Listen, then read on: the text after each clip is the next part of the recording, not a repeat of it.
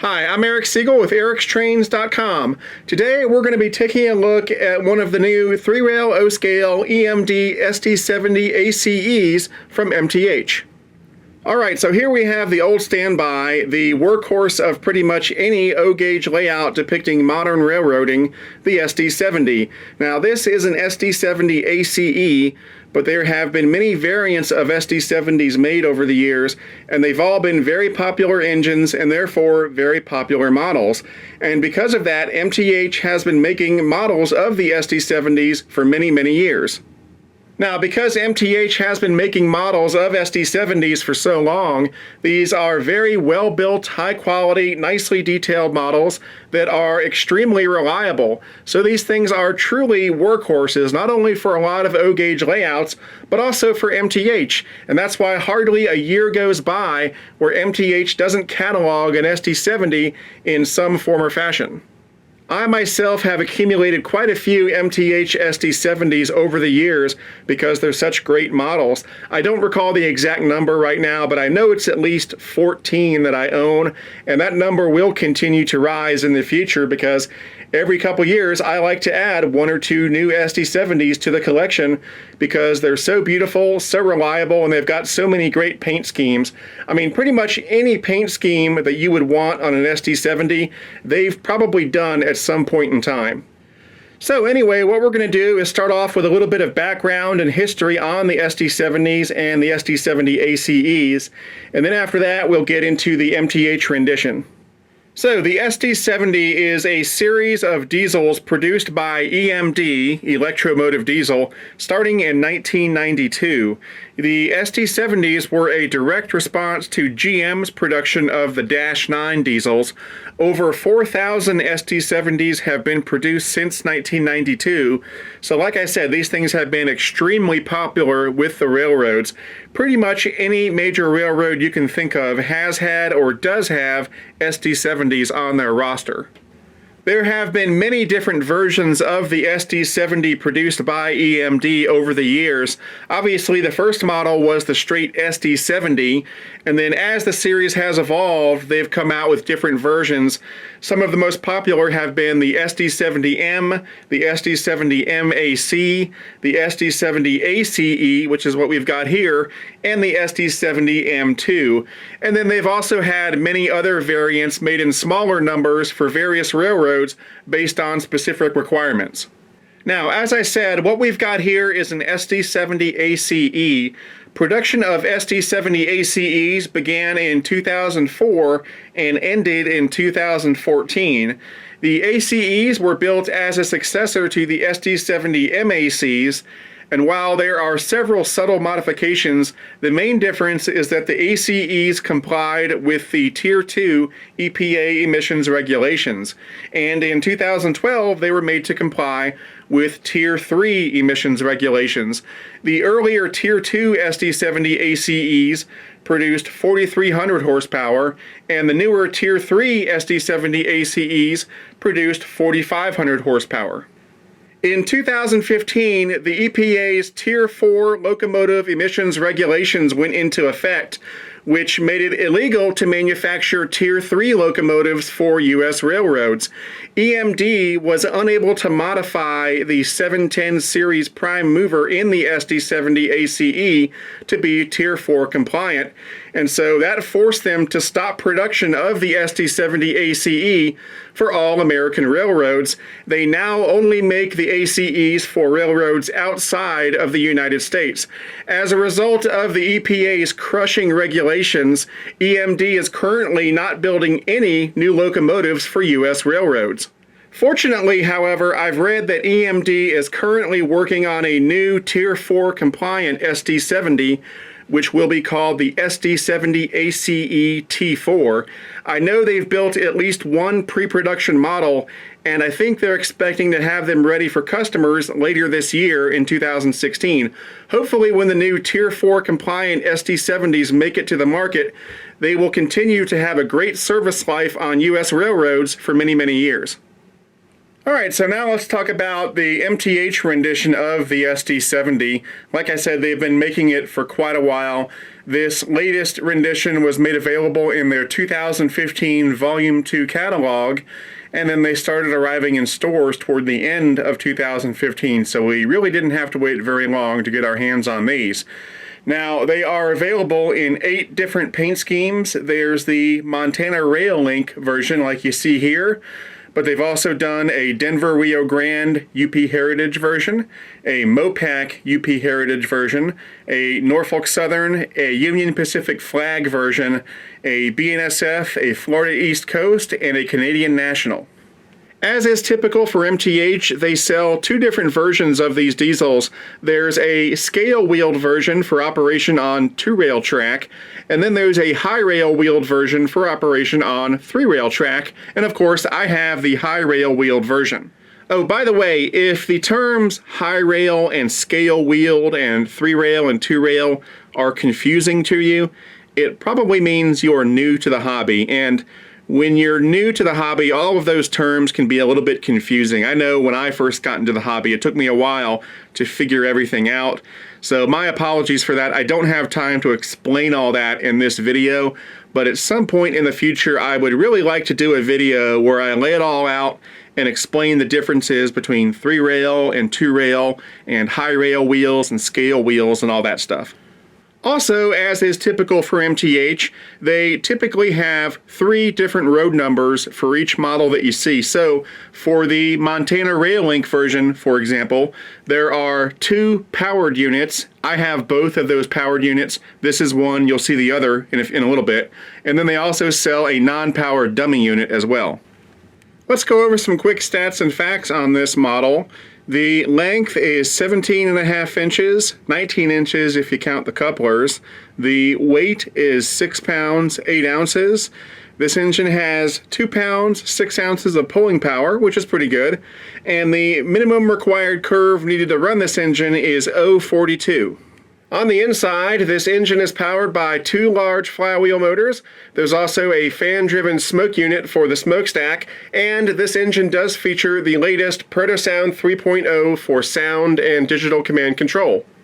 There are a few ways you can operate this engine. The preferred method is to use MTH's Digital Command System, or DCS, as that will give you access to all of the engine's advanced features. However, you can also run this engine conventionally with just a transformer and some track. Additionally, if you're going to buy the scale-wheeled version of this model that runs on 2-rail track, you can run it with DCC, and there is a built-in DCC decoder on board. These SD70s have lots of nice details and features, so now let's go in for a closer look. Alright, so here's the front pilot area on the SD70ACe. We've got this plow attachment, which is packaged separately with the engine when you buy it, and then you can attach it if you want to. Now, behind the plow piece, there are separately applied MU hoses and air hoses. There's a separately applied coupler cut bar. We've got some electrical cords up here. There are ditch lights, which do operate. They flash when you blow the horn. And then in the middle here, we've got the electro coupler that can be thrown from the DCS remote. As we swing around, you can see that the steps are nicely done. They do have little drainage holes cast into the steps. And we've also got some legible signage here and along the bottom edge of the engine. And then we've got these nice looking truck side frames, which is par for the course when it comes to MTH. And here's the fuel tank area. Again, it looks pretty good. We've got some hand-painted details here and here. As we swing around the back, we've got the rear pilot, which of course does not have the plow attachment that we had up front. So you can see the separately applied MU hoses and so forth. And then once again, we've got a proto coupler that can be thrown from the DCS remote. Up top side, we've got these nice handrails, and there's a metal chain here in the middle. You'll find safety tread on all of the walkways of this engine. And then we've got the front of the cab, which looks awesome. I love this safety striping. It looks great. We've got an opening door right here. We've got lots of separately applied metal grab irons and handrails all over the place, and there's an operating headlight here in the middle. On the hood, we've got separately applied sand fill caps and lots more grab irons. We've got some windshield wipers in the windows, and then here on top, we've got some operating marker lights. On the side of the cab, we've got a legible builder's plate and some nice crisp numbers and letters. There's a windscreen here on the window. On the inside of the cab, there are two hand-painted crew figures, and the interior of the cab is illuminated, and that light does turn off when the engine starts moving. As we swing around, we get a look at the back of one side of the cab. We've got an opening door right here with a separately applied windshield wiper on top. There's a molded-in door right here that does not open, but it looks nice. And then up here, as well as down here, we've got some nice legible placards. Moving on down, we've got these nice metal handrails with metal stanchions, and those are on both sides of the engine.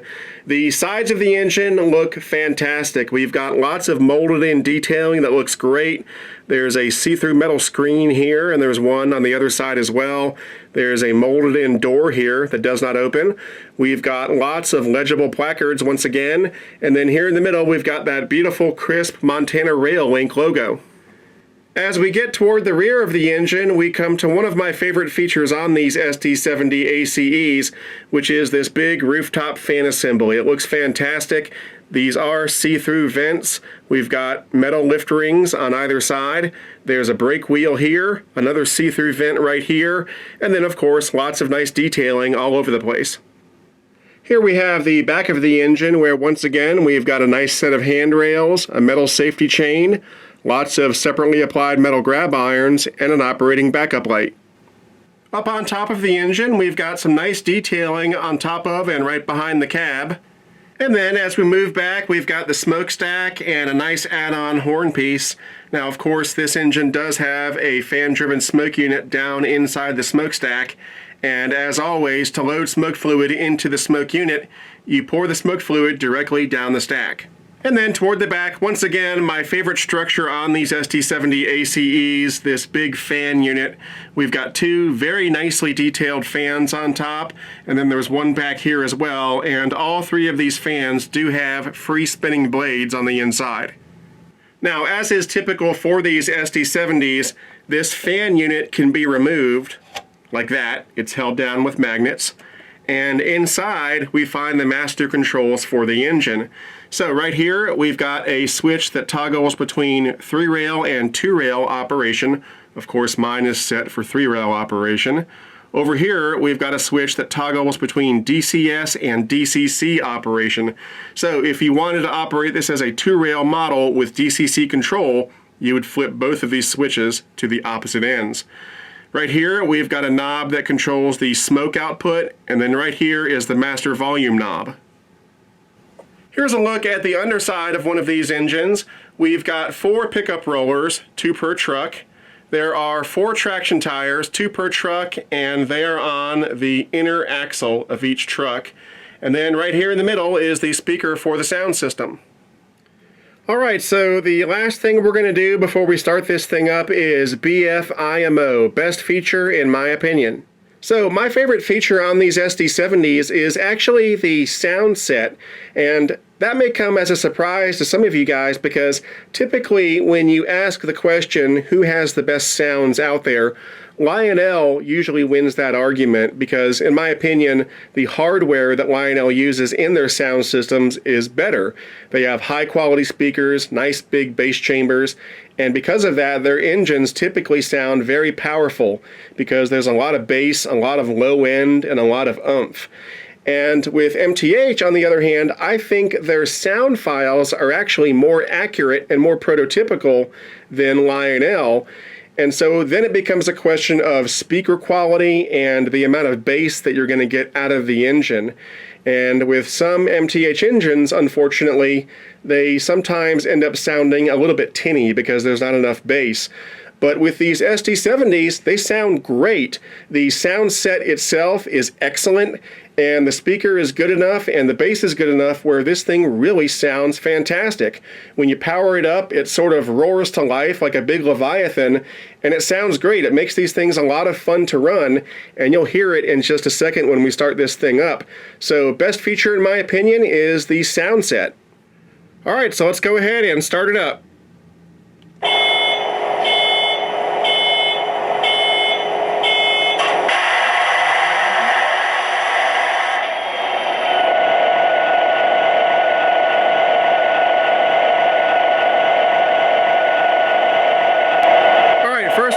check out the horn.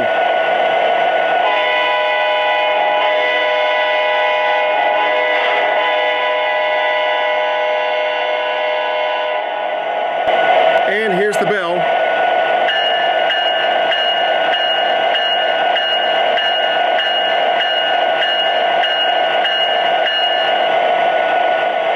These engines have a number of different RPM levels, and as you rev the engine up and change the RPM level, the engine noise changes, of course, but also I'm pretty sure that the smoke output increases as well.